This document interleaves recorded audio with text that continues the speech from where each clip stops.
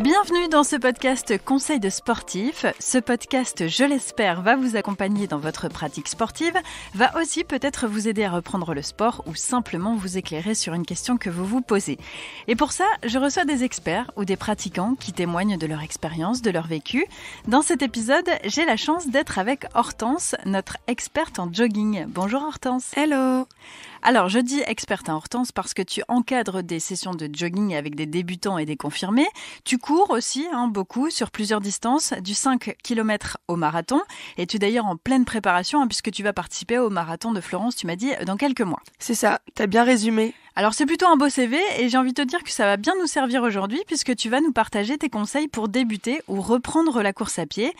Première question, quand on se décide à courir ou à reprendre, qu'est-ce qu'il faut faire en amont ? Je crois que c'est la question que tout le monde se pose quand tu veux vraiment débuter ou reprendre pour bien commencer.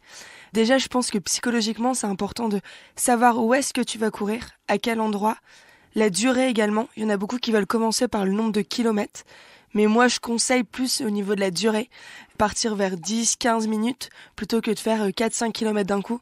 Et après, un peu rallonger la course, mais éviter de parler de kilomètres, mais plutôt parler de minutes. Ok, donc tu veux dire qu'il vaut mieux faire pendant combien de temps, 10 ou 15 minutes, avant de se lancer dans une plus grande distance ? Ça dépend, ça c'est vraiment voir au niveau de chaque personne, au niveau de sa capacité, si on débute, si on reprend, c'est pas non plus la même chose. Au moins faire une semaine tranquille pour éviter de traumatiser les muscles ou se traumatiser psychologiquement. La course à pied est un sport qui traumatise beaucoup les muscles, donc on va commencer doucement pour accélérer au fur et à mesure. Alors, il y a une différence entre, on disait, le jogging et le running, c'est-à-dire que quand tu débutes la course à pied, tu es donc un jogger. C'est ça. Et donc, il y a une différence, tu dois être à l'aise dans ta course ? Pour résumer un peu, jogging, je vois plus côté bien-être et running plus côté compétition. Jogging, c'est vraiment, on se sent bien. C'est la personne qui court tranquillement, en se défoulant un petit peu quand même, parce que c'est aussi le principe du sport, mais tout en gardant un bon souffle pour pouvoir discuter, quoi. Donc en gros, si je résume ce que tu viens de nous dire, il faut préparer d'abord son parcours. Exactement. Se dire on court 10 ou 15 minutes pendant une semaine. Ouais. Et ensuite, quand on commence, alors quand on est parti, on a mis ses baskets et on est parti courir. Qu'est-ce qu'il faut faire ? C'est quoi les bonnes pratiques ? C'est pas courir directement après avoir mangé. C'est vraiment essayer de laisser 2 heures que le corps puisse digérer ce qu'on a ingurgité. Parce que j'ai beaucoup de filles qui viennent courir et qui avant se sont empiffrées parce qu'elles veulent avoir de l'énergie, donc ça part d'une très bonne intention de leur part. Mais malheureusement, c'est à cause de ça qu'on peut avoir des points de côté, c'est à cause de ça que on va pas forcément digérer et qu'on peut également vomir. J'ai déjà eu le cas pendant des sessions où les filles ont bien mangé avant, pas forcément des trucs gras ou pas forcément bons pour la santé, mais c'est juste que c'était pas en adéquation avec le sport qu'elles faisaient. Tu peux pas te permettre de manger un énorme repas et courir 2 minutes après. Donc vraiment, une des clés pour réussir, c'est d'essayer de courir 1h30, 2 heures après avoir mangé. Ou vraiment, si on a envie de courir le matin assez tôt et qu'on veut pas se réveiller à 4 heures du mat, ça peut être également de courir à jeun quand on fait des petites sorties ou juste de prendre une banane ou un jus de fruits pour dire d'avoir quelques vitamines et du sucre dans le corps avant d'y aller, quoi. Donc ça fait partie des bonnes pratiques de prendre avec soi un élément nutritionnel en cas de coup de barre ? Ouais, ça peut l'être. En fonction de l'intensité, en fonction également des personnes. Ça, c'est vraiment plus le côté individuel. Il y a des personnes qui préfèrent courir à jeun. Moi, je sais que je peux courir 10 km à jeun sans aucun souci. Ça, après, c'est à force de se connaître. Et pendant la course, au niveau de l'hydratation, est-ce qu'il faut boire pendant la course ? C'est important. C'est important de boire. Après, pareil, c'est chaque personne, c'est en fonction de chaque personne. Il y en a où ça peut être des chameaux, entre guillemets, et qui peuvent garder pas mal d'eau dans leur corps, donc pas forcément, ou pas la sensation d'avoir soif. Mais ça, c'est assez en contradiction parce que on s'en rend pas forcément compte, on n'a pas la sensation d'avoir soif, mais c'est important de boire pour anticiper la soif, justement.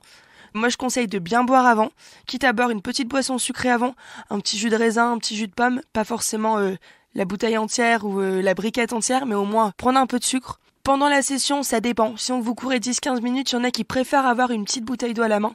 Je sais que pendant mes sessions, quand on court le samedi matin plus aspect jogging, il y a pas mal de filles qui ont couru une petite heure, on alterne marche-course, qui ont leur bouteille d'eau à la main, parce que c'est psychologique, elles ont besoin de l'avoir. Au cas où elles ont soif, c'est grâce à ça qu'elles vont avoir un regain d'énergie. Donc ça dépend vraiment des personnes. Et après également, après la course à pied, important de boire. Même si on n'a pas forcément soif, c'est important de boire une boisson pas trop sucrée après la course à pied, quoi. Ok, très bien. Et au niveau de l'allure, est-ce qu'il faut se dire qu'il faut courir vite, puisqu'on court quand on débute, tu le disais, entre 10 et 15 minutes, est-ce qu'il faut courir vite Ou au contraire, il faut plutôt essayer de trouver sa vitesse de croisière? C'est mieux de trouver sa vitesse de croisière. Il y en a plein qui pensent que plus tu vas courir vite, plus tu vas progresser. C'est pas forcément le cas, c'est un peu en contradiction aussi. Plus tu cours vite, plus tu vas t'essouffler, plus tu vas travailler certes, mais moins tu vas progresser. C'est vraiment, faut trouver son rythme. Il y en a plein qui veulent courir en groupe. C'est important de courir en groupe également pour trouver l'allure, enfin être à l'allure des autres, peut-être une allure inférieure à la sienne, mais l'effort fondamental, donc cette fameuse allure inférieure à la sienne, c'est entre guillemets l'allure de croisière. Quand on n'a pas les termes un peu techniques, c'est l'allure de croisière, l'allure à laquelle on se sent bien. Et c'est grâce à ces allures-là qu'on va progresser dans le temps, en fait. Pour éviter de se mettre dans le rouge directement, de se sentir nul en disant « j'essaie de sprinter mais j'y arrive pas, je dure que 100 mètres ou que 2 minutes ». Psychologiquement, c'est trop compliqué.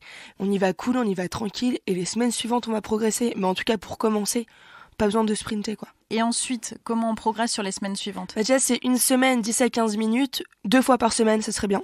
3 fois, c'est l'idéal, mais bon, après, c'est en fonction de notre emploi du temps, si on a d'autres activités physiques à côté également. C'est important de faire plusieurs activités physiques. Par exemple, quand on court et qu'on veut se remettre à la course à pied, c'est important également d'intégrer dans sa semaine une séance de renforcement musculaire, par exemple. La course, c'est un des sports les plus traumatisants pour les muscles, parce que faut quand même supporter notre poids. Dans tous les cas, qu'on soit mince, qu'on soit un peu plus rond, entre guillemets, faut quand même supporter son poids. Ouais, moi je conseille vraiment de faire, au moins pour la première semaine et les 2 qui suivent, 2 sessions par semaine. Au départ 10-15 minutes. Après, si on voit qu'on est bien, on peut passer à 20 minutes. Si on voit qu'on a encore du mal, on reste à 10-15 minutes. Pas de panique. La course à pied, ça fonctionne vraiment par échelle. On va progresser, on va stagner. On va progresser, on va stagner. Je conseille vraiment de commencer doucement avec une séance un peu plus renforcement à côté pour dire de muscler le bas du corps, le haut du corps également. C'est important d'avoir tout le corps musclé pour pouvoir courir et pas se sentir lourd pendant la course à pied ou pas se blesser bêtement, tout simplement. Donc je résume, en fait, on commence doucement, 10-15 minutes pendant une semaine. Ensuite, on évolue avec son corps et les ressentis qu'on a dans son corps. Bien s'écouter. Voilà, bien s'écouter et surtout varier les plaisirs entre guillemets, c'est-à-dire ne pas faire que de la course à pied. Non, il y en a plein qui pensent que pour préparer un marathon, par exemple, ou même une course de 10 km ou reprendre la course à pied, moi c'est ce que j'ai pendant mes sessions régulièrement, c'est je vais courir tous les jours. Le repos, c'est tellement important, c'est là où le muscle va vraiment souffler et va être meilleur pendant les prochaines sessions. Plus on court, plus on a de courbatures, moins on progresse. Donc c'est important, oui, de courir, mais par exemple, une journée sur 2, si on veut vraiment tout donner, c'est le maximum, quoi. Donc vraiment bien s'écouter. Ok, très bien. Et maintenant, on va passer à le après la course. Ouais. Qu'est-ce qu'il faut faire? Ce sont les bonnes pratiques. Je ne sais pas, s'hydrater, s'étirer, comment ça marche? S'hydrater, oui. Complètement. S'hydrater, très très important. Manger directement après, je le conseille pas forcément. Laisser un temps de repos, le temps de la douche ou le temps de l'étirement. Après, pour les étirements, il y a souvent 2 écoles. Il y a ceux qui préconisent de s'étirer juste après, quand le muscle est encore chaud, ou il y en a qui se préconisent de s'étirer 1 heure après, quand le muscle devient froid. Moi, je suis plutôt de partie de la 2e école, donc m'étirer longtemps après. Après, pareil, c'est en fonction de comment on se sent. Chacun réagit comme il veut, en fait. Pour le coup, là-dessus, il n'y a pas de mieux ou il n'y a pas de moins bien.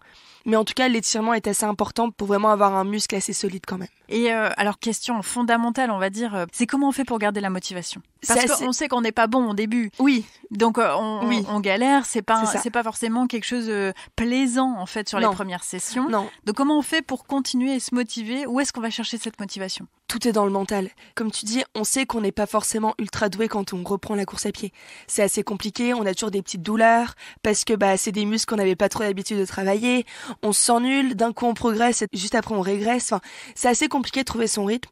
Déjà, c'est s'écouter. Clairement, s'écouter, pour moi, c'est la clé de la motivation. S'écouter, mais pas trop. Tout simplement parce que si, imaginons, il pleut un petit peu, il fait pas forcément ultra beau ou quoi que ce soit, on va pas y aller parce qu'on s'écoute. Quand je dis s'écouter, c'est écouter son corps, pas son esprit. Et après, c'est en parler. Par exemple, se dire, aller courir avec des copines. Comme ça, tu lâches pas l'autre. Et t'as ce côté où, je me suis engagée, je le fais.